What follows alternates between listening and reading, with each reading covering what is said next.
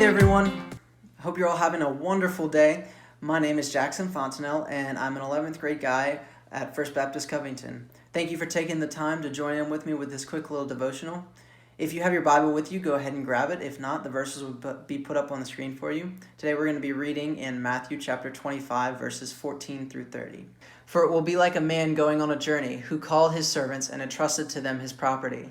To one he gave 5 talents, to another 2, and to another 1, to each according to his ability. Then he went away. He who had received the 5 talents went at once and traded with them, and he made 5 talents more. So also he who had the 2 talents made 2 talents more. But he who had received the 1 talent went and dug it in the ground and hid his master's money. Now after a long time the master of those servants came and settled accounts with them. And he who had received the 5 talents came forward, bringing 5 talents more, saying, Master, you delivered to me 5 talents. Here, I have made 5 talents more. His master said to him, Well done, good and faithful servant. You have been faithful over a little. I will set you over much. Enter into the joy of your master. And he who also had 2 talents came forward, saying, Master, you delivered to me 2 talents. Here, I have made 2 talents more. His master said to him, Well done, good and faithful servant. You have been faithful over a little. I will set you over much. Enter the joy of your master. He also who had received the 1 talent came forward, saying, Master, I knew you to be a hard man, reaping where you did not sow and gathering where you scattered no seed. So I was afraid, and I went and hid your talent in the ground.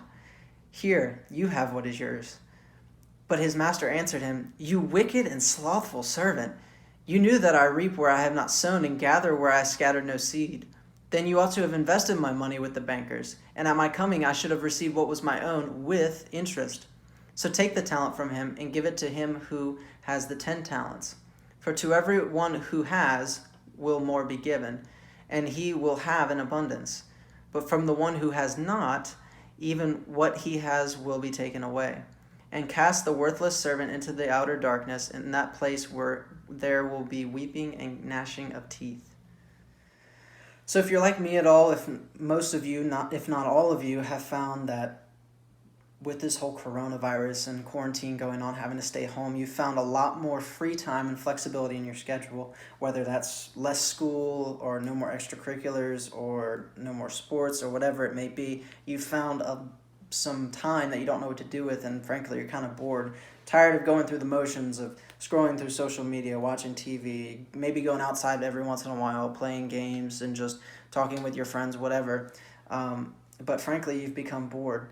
And so we look at this story here, this parable. There's a master, and he gives his servants some talents to go and do with as they please. So out of their own will, they go and use it in what seems best fit.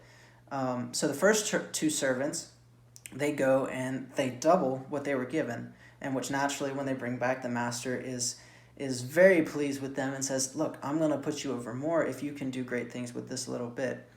And the 3rd servant just decides to go put it in the dirt, play it safe. He's like, I'm just going to sit back and relax. And so when the master hears about this, he's like, Why did you not do what the other ones did? I'm disappointed in you.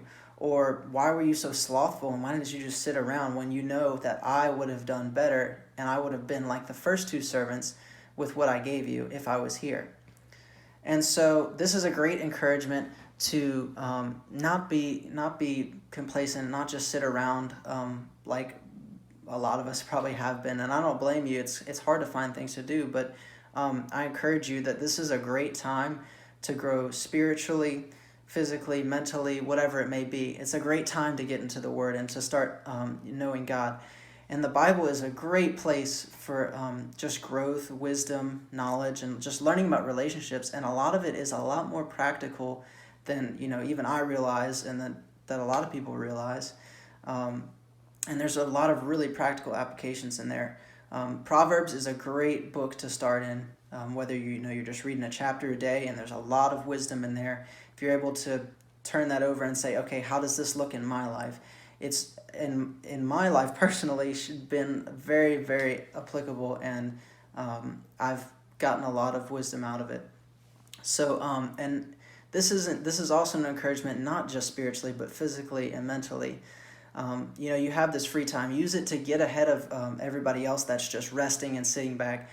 use it to, get stronger and sharpen your mind. And so when we do come back around to school or whatever sports, that you're ready to, be ahead of the curve, and this is your opportunity to get ahead if you've fallen behind. So um, don't take advantage of all this free time and just sit around and be lazy.